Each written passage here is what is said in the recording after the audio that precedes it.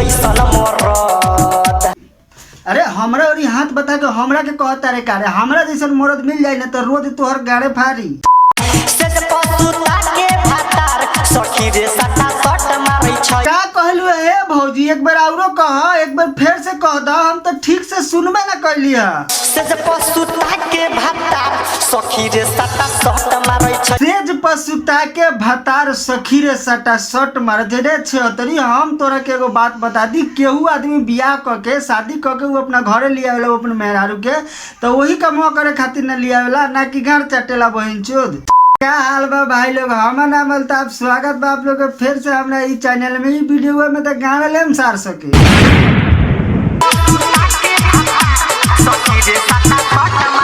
ना ई भौजी के कहे के मतलब ई है इनकर जब भतार बा इनका के शादी करके लिए आइल बा घरे सेज पर सुता के सटा सट ना मारो भुइया में सुता के इनकर गार चाटो बहिन मारे लागे जब तैको चिल्लाली मारे लागे जब तैको चिल्लाली ना तो झूठो के डरामा करबू तो पिटेबू ना बहिन चोद ऐसे तो हर वीडियो में हर आदमी के लील के सामान फैली कर लेलू आ झूठो का ओकरा से जब उ करता तो हर भतार करता तो झूठो के चिचिया तारू तो पिटेबू ना।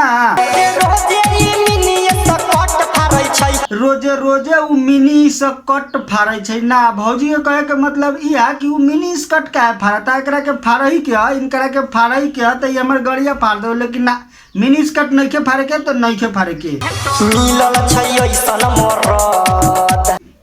अरे हमरा और हाथ बता के हमरा के कहता रे कारे हमरा जैसन मरद मिल जाए ना तो रोज तोहर गाड़े फाड़ी से पसुता के भातार सखी रे सटा सट मारै छै। अरे ई सरवा के का हो गइल करो भतार सटा सट मारत का से पसुता के भातार सखी रे सटा सट मारै छै। ओहो माय मिस्टेक ये ना सर्व सिंगर है ये ना सब गंदगी फैलावता ई तो बेचारी खाली लिपसिंग करती है बेकारे में हम एकरा के भाला पूरा कह देनी है कि हमरो भतार दुनु दाबत कसार ई दर्द बड़ी देता रे हमरो भतार दुनु दाबत कसार और ऊपर से कहती है कि दर्द बड़ी देता रे तब भाई लोग तोनी से समझिए गेल होखबा कि आखिर ई कौना कसार के बात करती है ई भौजी उहे कसार के बात करती है जेकरा के भोजपुरी भाषा में दुनु फुटबॉल बोलल जाता था। ये भौजी सब लोग इतना बुर्बक ना है सब लोग बिहार के बहुत समझदार लोग होखेला सन सीधा सीधा कह द कि ये राजा जी ए लोग सब माने पब्लिको सब के कह द कि हे हमर भतार जे बा ना मतलब कि हमर दुनु चुचिया धके फुला देले बा बहुते दुखाता रोज चचरा पयचरा बिछा के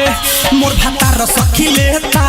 रोज चचरा पचरा बिछा के मोर भतार खूब लेता रे हाँ तो भतार जी न लिए तो का तोहर भाई जी लिए भतार जी होखे कायला लेवई खातिर नु रोज चचरा पयचरा बिछा के मोर भतार सखी लेता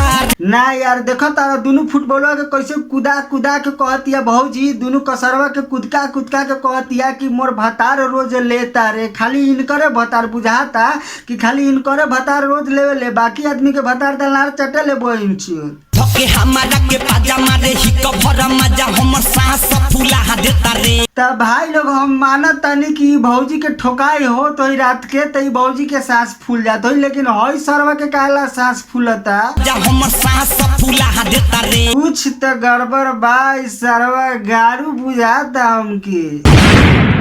तो आज के वीडियो यहीं पर खत्म करतानी आई होप कि वीडियो आप लोग के समझ में आ गए अगर वीडियो समझ में आ गए वीडियो अच्छा लागल हो तो वीडियो के लाइक करी हमारे चैनल के सब्सक्राइब करके घंटा बजा दी ऐसा फाड़ल वीडियो देखे खातिर।